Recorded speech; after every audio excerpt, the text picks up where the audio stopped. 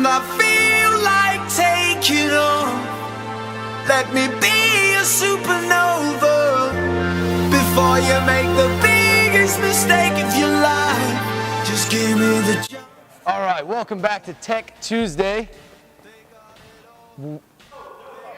Welcome back to Tech Tuesday, everybody, where we're bringing you those sweet, super cool tips and tricks to make workouts easier. And who doesn't love that? This week, we're focusing on the handstand push-up, but not just any handstand push-up. This one's gonna be strict. A few weeks ago, we covered the push-up. Now we're going to the strict handstand push-ups. In a couple weeks, we're gonna do kipping handstand push-ups. So for strict handstand push-ups, my man, RC, Ryan Cage. He is, I will admit, and this takes a lot for me to admit this, you're so much better at handstand push-ups than me. He's good, all right. Well, one of the things we want to talk about first is strict versus kipping. Now, why do we here at CrossFit PR Star put such a heavy emphasis on strict handstand push-ups? It's easy. I mean, if you don't have your strict handstand push-up, then you don't have a baseline. You don't have the strength. You're doing too much torque on the shoulder to get injured. But with all that being said, not only will the strict handstand push-up translate in just WOD, but it translates in that overhead strength position, that shoulder mobility, the shoulder stability, and everything else that we like to do here in CrossFit.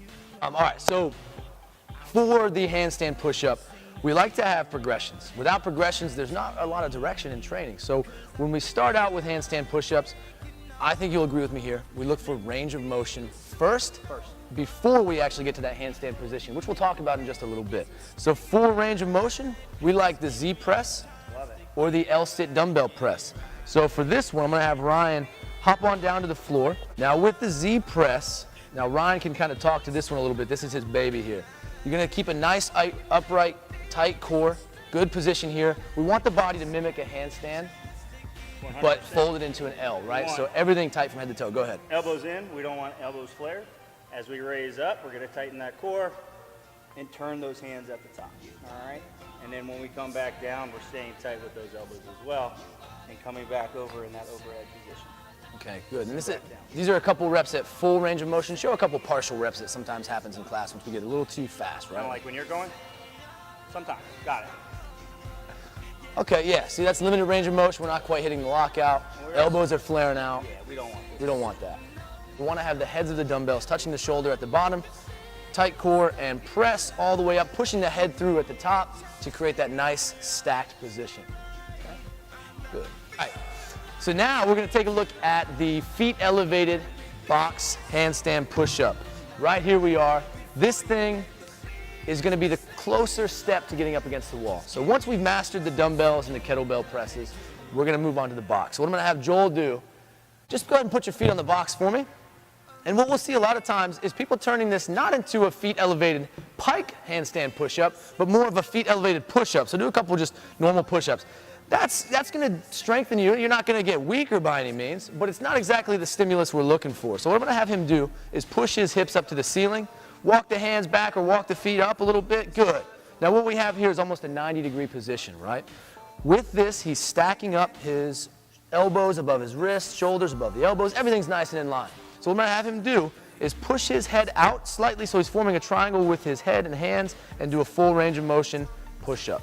Touch the head to the floor, press back up. Now for some of you, you might need an ab mat to help make this a little bit easier for you, or you can drop the knees to make it a little bit easier for you, to make it just manageable here to hit that full range of motion. Good. Now, we're moving up against the wall. You might recognize it from week 1, tire flipping. Coach Chrissy here to show us a handstand push-up on the wall. Before we do that though, we're gonna set a rule here. No more than 2 ab mats.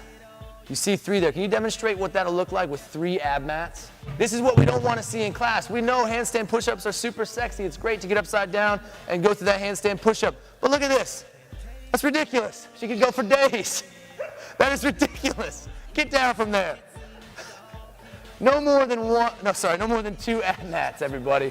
We want, like we talked about before, we want range of motion first, then we'll worry about getting up on the wall. So what I'm gonna do is I'm actually gonna pick the camera up and we're gonna talk about hand placement, and we're gonna watch her do a strict handstand push-up. Ahead, and when we place our hands down, we want to get our hands, just go ahead and place them on the floor about 6 inches away, 6 to 8 inches away from the wall, depending.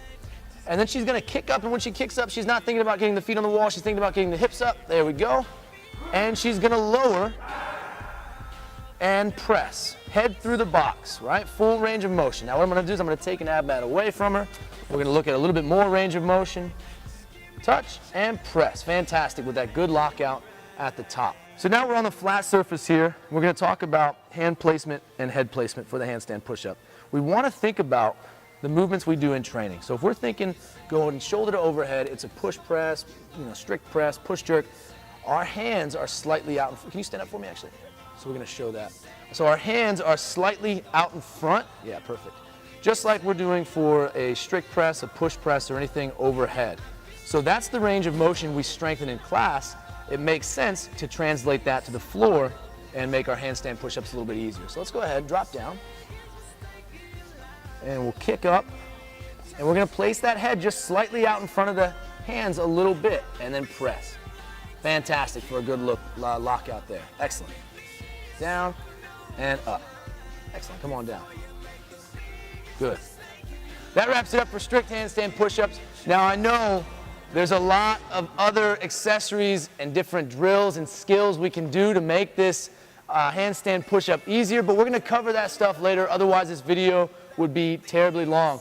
But this is episode 5 of Tech Tuesday, and I couldn't have done it without the support of these wonderful people right over here. Guys, come on out. Take a bow. Yeah, come on over. This is the dream team here. We're like the Harlem Globetrotters. Come on in. Thank you, team. I look forward to another 5 episodes of Tech Tuesday. We'll see you next week.